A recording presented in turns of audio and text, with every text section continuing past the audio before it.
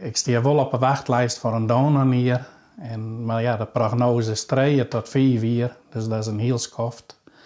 En bij deze ga ik dan de oproep op Facebook doen in de hoop dat er een is die zei van wie willen die niet aan. Het Facebookbericht van Sietse de Vries van de Westereen is intussen al meer dan 150 keer deeld. En ik ben er al enkele tientallen reacties op kwam. Het doet me hartstikke goed dat er zoveel mensen zijn die het delen. En er ben echt stikken wat die erover nadenken willen en dat vind ik heel positief. Deze mensen binnen Likos nog net concreet worden en dat mat eens wol. Want de nieren van de Vries werk je nog maar voor 6%.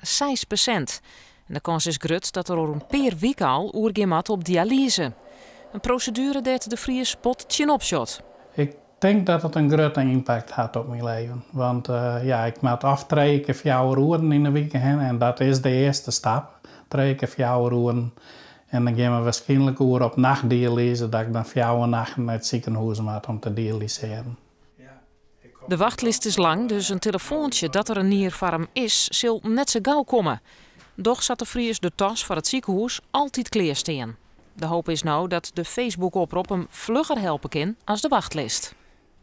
Ja, ik ben toch aardig wat die dat beziekje. En de rest wel eens goede verhalen dat ik gewoon binnen die toch een donor niet krijgen.